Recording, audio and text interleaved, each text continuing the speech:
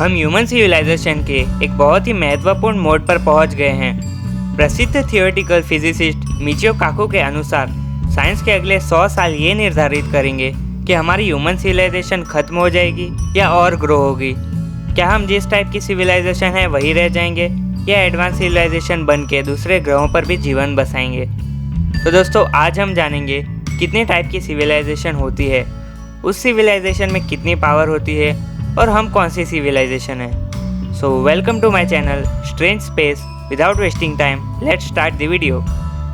Experts का कहना है कि जैसे जैसे एक सिविलाइजेशन बड़ी होती जाती है और एडवांस होती जाती है, उसकी बढ़ती पॉपुलेशन और बहुत सारी मशीनों की ज़रूरतों के लिए उस सिविलाइजेशन की ऊर्जा की मांग यानी कि एनर्जी की डिमांड भी बढ़ती जाती है।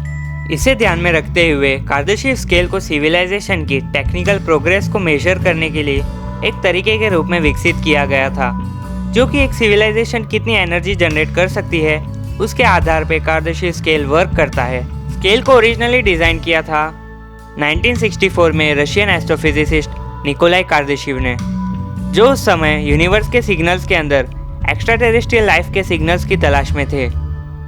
एनर्जी लेवल्स के हिसाब से टाइप्स ऑफ सिविलाइजेशन में 3 बेस क्लासेस होती है, टाइप 1, टाइप 2 और टाइप 3। टाइप 1 सिविलाइजेशन जो होगी वो 10⁻16 वाट एनर्जी प्रोड्यूस कर सकेगी, और टाइप 2 10⁻26 वाट एनर्जी और टाइप 3 10⁻36 वाट एनर्जी। वैसे तो ये स्केल टाइप 3 तक रखी गई थी, पर कुछ साइंटिस्ट ने स्केल को थोड़ा और बढ़ा दिया टाइप 4 और टाइप 5 तक। टाइप 4 सिविलाइजेशन 10⁻46 वाट एनर्जी जनरेट कर सकती है, और टाइप 5 की बात करें तो इस सिविलाइजेशन के पास इतनी एनर्जी होगी कि वो बराबर होगी ना सिर्फ हमारे इस यूनिवर्स के, बल्कि और भी जितने यूनिवर्स हैं उन सब के, और साथ ही जितनी टाइमलाइंस है उन सब के भी। यानी कि type 5 civilisation is equals to our whole universe energy plus all universes energy plus all timelines energy. वो सब साइड में रखते हैं और बात करते हैं अभी की। तो हम इस वक्त कौन सी सिविलाइजेशन है? असल में हम टाइप 0 सिविलाइजेशन है। एक्चुअली हम पूरी तरह से टाइप 0 सिविलाइजेशन भी नहीं है, अभी हम हैं टाइप 0.73 सिविलाइजेशन। तो आप सोच रहे होंगे कि हमें टाइप 1 सिविलाइजेशन बनने में ज़्यादा टाइम नहीं लगेगा। तो मैं बता दूं, ऐसा नहीं है। साइंटिस्ट की कैलकुलेशंस के हिसाब से अभी हमें 100 से 200 साल लगेंगे टाइप 1 सिविलाइजेशन बनने में, क्योंकि अभी हम जितनी एनर्जी जनरेट कर सकते हैं वो है लगभग 10⁻7 वाट्स के आसपास तक की एनर्जी, और हमें टाइप 1 बनने के लिए 10⁻16 वाट्स की एनर्जी प्रोड्यूस करना होगा, जो अभी तो पॉसिबल नहीं है, पर 100 से 200 साल में ये पॉसिबल हो जाएगा। और इसे कैलकुलेट करने का एक फॉर्मूला भी है, वो है k = log 10 p-6/10। यहाँ पर k है सिविलाइजेशंस जो हमें फाइंड करना है, और p है पावर, वो भी वॉट्स में। तो मैंने आपको ये तो बता दिया कि कितने टाइप की सिविलाइजेशंस होती है और कितनी एनर्जी जनरेट कर सकती है, लेकिन वो सिर्फ एनर्जी जनरेट करने से ही उस टाइप की सिविलाइजेशन नहीं बन जाती। वो सिविलाइजेशंस और भी बहुत कुछ कर सकती है। जैसे टाइप 1 सिविलाइजेशन की बात करें तो टाइप 1 सिविलाइजेशन को प्लैनेटरी सिविलाइजेशन भी कहा जाता है। जैसे कि नाम से पता चल ही गया होगा कि ये सिविलाइजेशंस जो है उसका अपने प्लैनेट पे पूरा कंट्रोल होता है, अपने प्लैनेट की सारी एनर्जी को यूज़ करने की क्षमता रखते हैं, और वो अपने प्लैनेट पर कई चीज़ों को कंट्रोल कर सकते हैं, जैसे ज्वालामुखी, मौसम और भूकंप को भी कंट्रोल कर सकते हैं।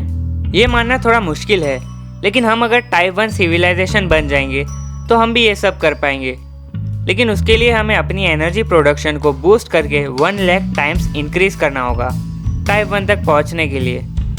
अगर हम कंपेयर करें एडवांस सिविलाइजेशन से, तो ये तो उनके लिए बस बेसिक लेवल है कंट्रोल का। तो हम एक लेवल अप यानी टाइप 2 सिविलाइजेशन की बात करते हैं। टाइप 2 सिविलाइजेशन इतनी पावरफुल होगी कि वो अपने स्टार की पूरी एनर्जी को यूज़ कर सकेगी। ये सिविलाइजेशन ना सिर्फ स्टार से आ रही लाइट को एनर्जी में कन्वर्ट कर सकेगी, बल्कि पूरे के पूरे स्टार को ही एनर्जी में कन्वर्ट कर सकेगी, और साथ ही स्टार को कंट्रोल भी कर सकेगी। जैसे स्टार के टेम्परेचर को, स्टार में बर्न हो रहे फ्यूल को, स्टार की लाइफ को, और ऐसे ही कई सारी चीज़ें कंट्रोल कर सकेगी। और इसे ही पॉसिबल करने के लिए कई सारी मेथड्स भी प्रपोज की गई। उनमें से ही एक है बहुत famous method, hypothetical Dyson sphere. इस मेथड में होता यह है कि डायसन स्फीयर नाम का डिवाइस एक स्टार को चारों तरफ से एक एक इंच से ढक लेता है। उसके अंदर की साइड सोलर एब्जॉर्बर्स लगे होते हैं जो स्टार से आ रही लाइट और हीट एनर्जी को एब्जॉर्ब कर लेते हैं और एक प्लेनेट पर भेजते हैं ताकि वो एनर्जी को यूज़ किया जा सके।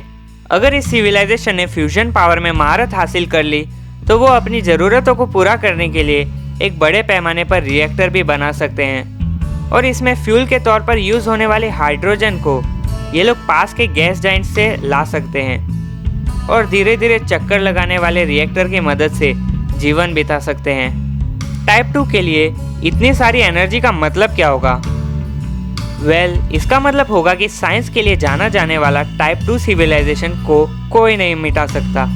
अगर ह्यूमन स्पीशीज यहाँ तक सरवाइव कर गई कि वो टाइप 2 बन जाए और फ्यूचर में कभी मून साइज का ऑब्जेक्ट हमारे सोलर सिस्टम में एंटर करके हमारे प्लेनेट से टकराने वाला हो, तो हम में इतनी एबिलिटी होगी कि हम उस ऑब्जेक्ट को पूरी तरह से वेपराइज कर सकेंगे, या हमारे पास टाइम हुआ तो हम उस ऑब्जेक्ट को डॉज कर सकते हैं अपने पूरे प्लेनेट की लोकेशन चेंज करके। अगर हम अपने प्लेनेट को नहीं हटाना चाहते तो क्या हमारे पास दूसरा ऑप्शन होगा? हाँ होगा, क्योंकि हम इतने कैपेबल होंगे कि हम जुपिटर या कोई भी प्लेनेट को अपनी चॉइस से कहीं भी मूव कर सकेंगे। तो दोस्तों इस वीडियो के लिए बस इतना ही। बाकी की 3 सिविलाइजेशंस मैं पार्ट 2 में एक्सप्लेन करूँगा। और अगर ये वीडियो आपको अच्छा लगा हो तो लाइक, शेयर, सब्सक्राइब और कमेंट करना मत भूलना। See you in the next video.